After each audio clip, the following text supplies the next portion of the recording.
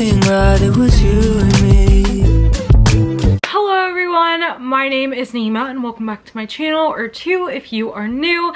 And today we are doing a really fun video.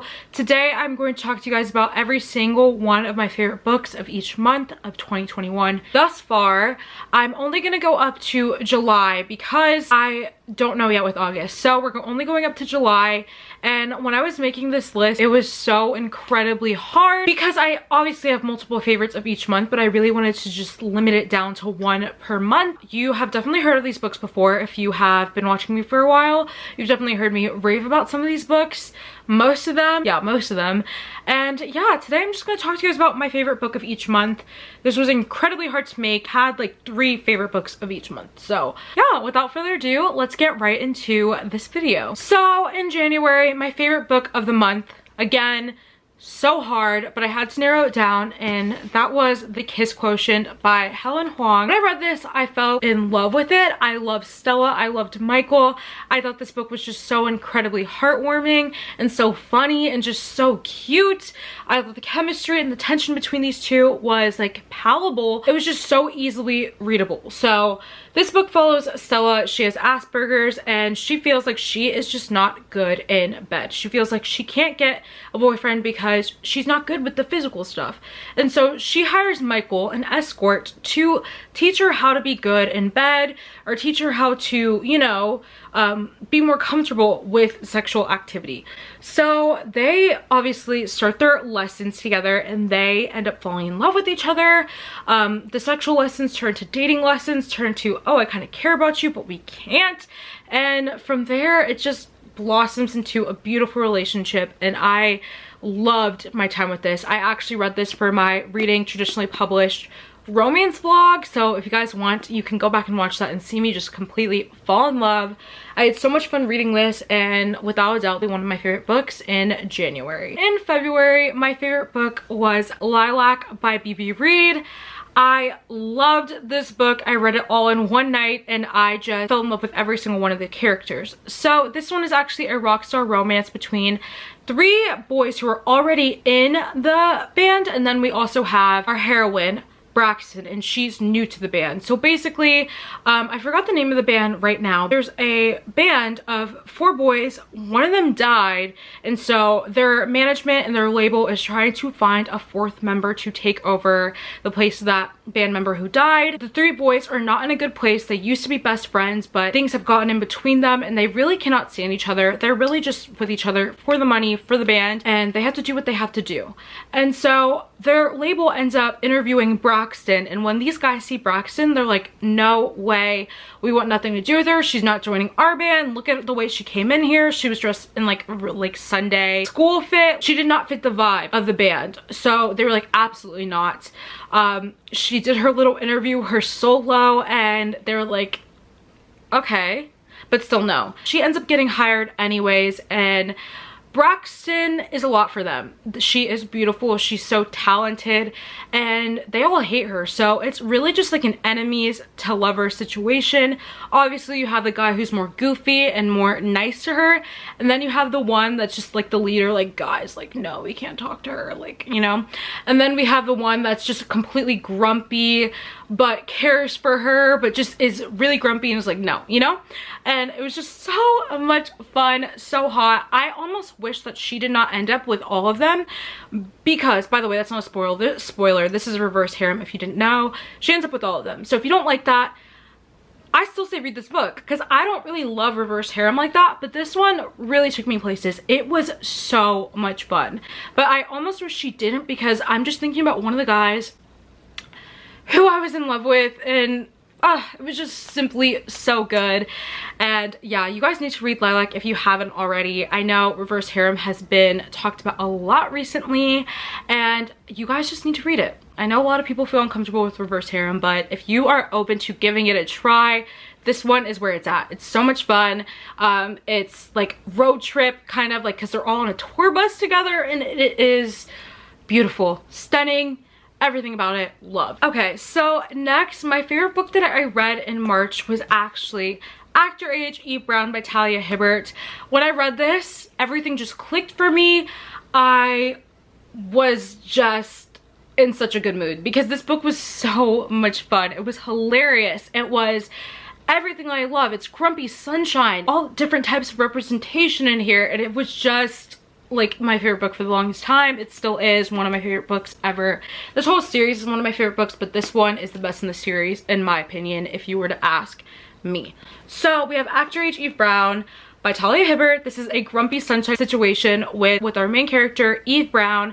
Eve Brown has lived her whole entire life jumping from business venture to business venture, just kind of changing up her life plans every few months, and her parents are very sick of it. She is a grown woman now, and they're done with her and her inconsistency. They want her to move out, they want her to find a job, and they aren't going to keep giving her an allowance in her inheritance if she does not get her life together, if she does not act her age. And so she kind of agrees with them, but also she's like, that's just the way I am. I can't stick with anything, and it sucks, but that's how I am. And so one day she's driving, clearing her mind or whatever, and she comes across a sign for help wanted because they need a cook for an Airbnb. So she like pulls over completely and is like, jumps out of the car and goes to interview for this job as a cook for the Airbnb. And she is not dressed in proper interview attire. She's coming like in like pajamas, crazy colored shirt, and the hero is actually there interviewing her, and he's like, absolutely not. Look at how you came in. You don't have a CRV. You're super unprofessional. He is very straight-laced, very button all the way up, actually on the autism spectrum. So he is autistic and he likes things to be in a certain way, and Eve Brown completely disrupts that completely. So he's like, no, you're not getting this job. But he also is in a time pinch because he really needs a cook for his Airbnb because the cook has to do something for like an event or something like that. And so he really needs someone. So things happen and things happen and things happen, and Eve starts to work for Jacob, and she lives at the Airbnb with Jacob, and it is just so much fun. If you look at him, you really don't think, you look at this cover, you really wouldn't think that the smut would be that good, right? Well, you're wrong. This book, the smut in here was so good, so good. I literally had to take moments for myself. I was like, okay, so we're doing that, we're going there, and it was just so much fun. I loved it. Grumpy Sunshine, so amazing. The rep, everything about it, beautiful, loved it. This was definitely my favorite book in March. So my favorite book of April, I had such a hard time picking this out, but I think I'm gonna go with my gut. Because when I wrote this list, I put down 2 for April, but I just need to go with my gut, and my gut is telling me that it is The Darkest Temptation by Daniel Lowry. This is my favorite book in the Maid series by Daniel Lowry, and this one was just so good, so much fun. It was everything to me when I read it. So this book follows Mila and Ronan, and so Ronan is actually the brother of the hero in the second book, which is The Maddest Obsession. Mila has never been seen before in any of the other books. So Mila, she has lived in Florida, and she lives in Florida with her wealthy dad, except her dad is never around. Her dad is Russian, so he spends a lot of time in Russia because he has like business associates there and all these things. And so Mila starts to wonder if what he's saying is true. She feels like he could potentially have another family down there. He's keeping some type of secret, and so what she does is just fly out to Russia. Her dad kind of has like a watchdog on her. He's really loving and he cares for her, but he's just never around. And so she becomes super close with like her caregiver and her like person who's watching after her for him, but she just sneaks away from him and flies to Russia to go find out what is going on with her dad. So when she gets there, things go down. She actually ends up getting robbed, or someone attempts to rob her, someone attempts to hurt her, and she has to run into the house of someone. Is that someone the enemy? Is that someone really nice and kind? It's just so much fun. It's a little bit of a captor-captive situation. It's mafia. It is secrets being revealed, and it is just simply so good. So Darkest Temptation was probably my favorite. It was my favorite book in April, and yeah, I love this book and I love the series even more but this for sure is my favorite book in that series. So The Darkest Temptation by Daniel Lurie was my favorite book in April. Next, my favorite book in May was actually Wolf Song by T.J. Klune. When I read this, this is another book that just made me squeal and jump for joy. This book was everything and more. This is an MM romance between Ox and Joe, and it is hilarious. It is swoon worthy. It is so sad and so beautiful, and just the writing, I just have never experienced anything like this before. So this was without a doubt like the first choice for May. I loved it. So basically this book follows Ox, and Ox has been told his entire life that he's dumb, and his dad left him and his mom when he was young, and Ox was just like, I have to be the man of the house. I have to be the man of the house. And oh, I'm gonna cry just thinking about it. No, okay, get it together. So basically, yeah, he lives in this small town, and okay, guys, I need a minute. I'm gonna cry right now. No, chill out, okay. So basically, I'm crying. So basically, what happens is once his dad leaves, he has to just like be the man, take care of his mom, and he's not exactly ready for that. He ends up having like different found families with different people. His dad worked at like a, what is it called, a body shop for cars, and he fixed cars, and so Ox has known those guys who work there, and he goes there and works for them when he's like turned 16 or something like that. But before then, he's always just like hanging around them, and they take him under his wing and they help out, and it's just, oh, exactly, it's just so good. I believe he's 16 when the Bennetts move across the street from him, and so the house has been vacant for a long time, and these people just move in across the street from Ox and his mom. So one day Ox is walking home from work, and he sees a little boy running up to him, and he's like, oh my gosh, do you smell that? And Ox is like, okay, who are you? And so Joe takes Ox to go meet his family. Again, he's like little, and from that moment on they become best friends, and Ox becomes super close with Joe's family. I mean, they live across the street from each other. They're all one big happy family, and it is beautiful. And so nothing happens because obviously Joe was a little boy, but from that moment they become best friends, and the Bennetts have gone through a lot, and Joe specifically has gone through a lot. So Ox is just there for him. Like, he is completely there for him and the Bennetts in every way. We follow them growing up. We follow Ox getting like a girlfriend, or Joe getting a boyfriend, and jealousy, and just like the Bennetts knowing what's going to happen between Ox and Joe, and they're just really fully accepting Ox and his mom into their family, and it's just so beautiful.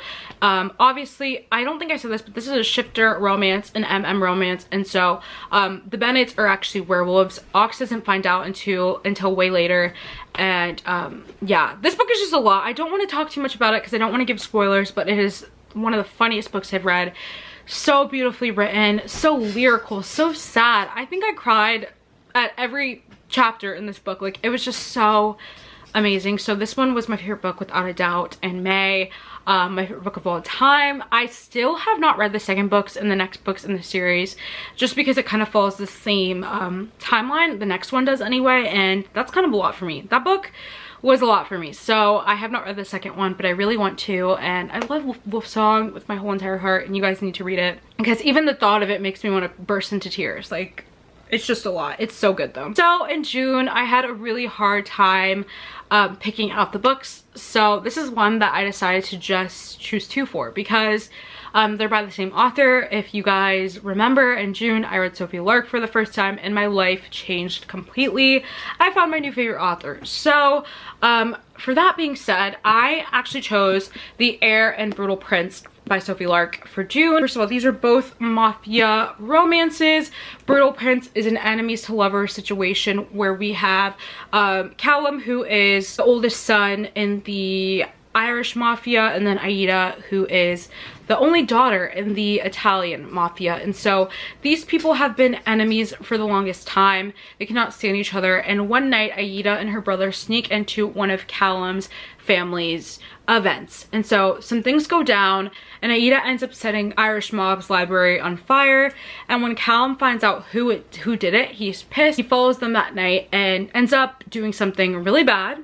But before things can escalate, what happens is the head of the Irish mafia and the head of the Italian mafia, they meet together and they're like, we need to put this rivalry to rest.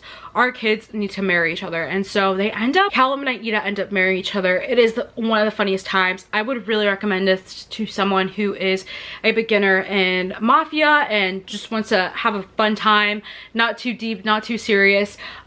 This is hilarious. This is very rom-com. It reminded me of a rom-com because it was just hilarious. These two hate each other. They're playing tricks on each other.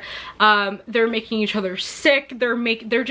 It's just a lot, and they really hate each other. This is like really enemies to lovers because they're trying to kill each other at certain points, and I think it was just so fun. And this was definitely like one of my favorite books in June. And then I read The Heir shortly after. I had read the first 2 books in the Brutal Birthright series, and then I jumped to the Kingmaker series, and the Kingmaker series is one of my favorite series of all time, if not my favorite series. The Heir was definitely just wow, like I fell in love with this book. This one is childhood friends to lovers. It is mafia. It follows the kids of the Brutal Birthright series, and they go to like mafia college where they're training to take over their parents and their family's mafia. And so this one follows Leo and Anna. Leo is the child of the 6th couple in the Brutal Birthright series, and then Anna is the child of the 2nd couple in the Brutal Birthright series. Yeah, this is childhood friends to lovers. They were raised as cousins because their families are obviously just like super woven in together, but there's no blood between them. They're not blood related, and they go off to Kingmakers together, and there's a little bit of a love triangle in there, a tiny one. It's childhood friends to lovers. There's super fun challenges. Kingmakers is brutal, and it was just the best time ever. I love this book so much, and I just it was just so good. I want to reread it soon and annotate it because yeah, I just loved it. So I had to choose 2 for June because those introduced me to my favorite author. And then the last month and book that I'm going to talk to you guys about today is July. And for July, I had to choose It Happened One Summer by Tessa Bailey. I recently talked about this, and one of my favorite books ever. I love this book so much. When I read it in one sitting. It just gave me all the feels. It just gave me just so much joy and happiness, and I just had to choose it. July. So It Happened One Summer is actually a Schitt's Creek inspired romance book. I have not watched too much of Schitt's Creek. I've only watched like 4 episodes maybe, and it's just not really for me. I have never been a sitcom lover, so yeah, my mom watches it, loves it. She cackles whenever she watches it, but that's just not me. But I do like the vibes of the small town in Schitt's Creek, and I do love like the characters. It's just the humor is not really for me. Anyways, that's besides the point. This is a Schitt's Creek inspired romance, and this romance is between Piper and Brendan.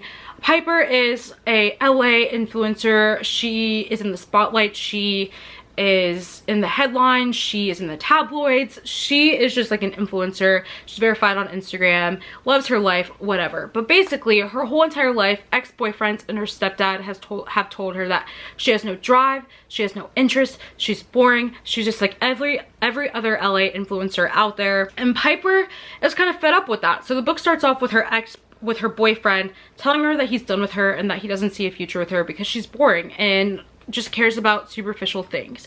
And so to kind of make herself feel better and just like live her life, get her name out there, have everybody be talking about her, she decides to throw a huge party that night. And so her and her best friend break into a hotel, they throw a huge party, jump in the pool, everybody's there, and that party kind of gets out of hand. She ends up in jail for that night, and the next day her stepfather is pissed with her. So her stepfather is a big like movie director, and so he actually like was business partners with the person who owned the hotel, and so he's just very mad, and he thinks Piper needs to learn her lesson and get sent away for a little bit of time to understand responsibility and get a drive and get a dream and develop a dream and just be like a normal person for a while. So that's exactly what he does. He sends her away. It's her stepfather.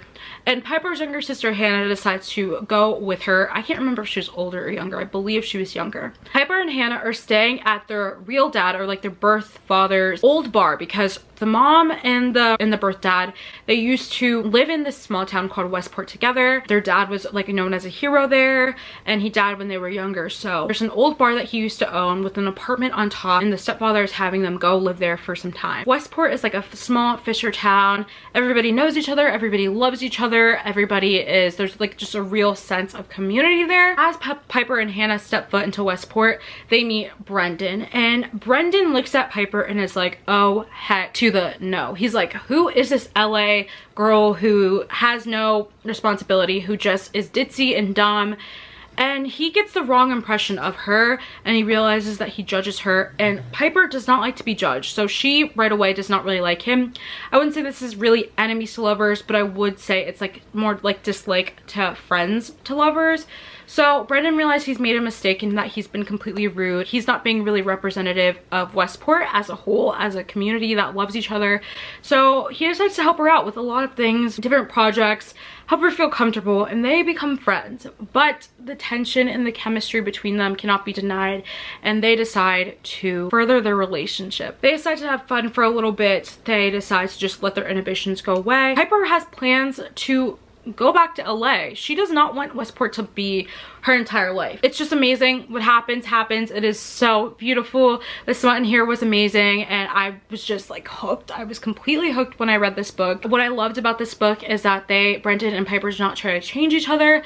They accepted each other for who they were, and they just genuinely cared about one another like so intensely and so passionately, and this just like took me out of my world, and I loved it. It was so beautiful, and yeah, I love this book so much. I love every rom-com that Tessa Bailey has written. I have not read her like back list. I've only really read her rom-com. I'm so excited for Hannah, Piper's sister's book, because that comes out really soon, and I'm just so pumped. So yeah, that was my favorite book in July. That was all my favorite books so far of the year. I'm not gonna be doing August. Maybe I'll do one of these, like a part 2 in December, or of course I'm just gonna tell you guys like my favorite books of the year in general. These were my favorite books of every month so far in 2021, and I really hope you guys enjoyed this video. If you did, don't forget to leave a big like and a comment down below, and then also subscribe so you never miss another upload from me. Yeah, thank you guys so much for watching. I hope you enjoyed, and I will see you guys soon with another video. Bye. If I got one thing right, it was you and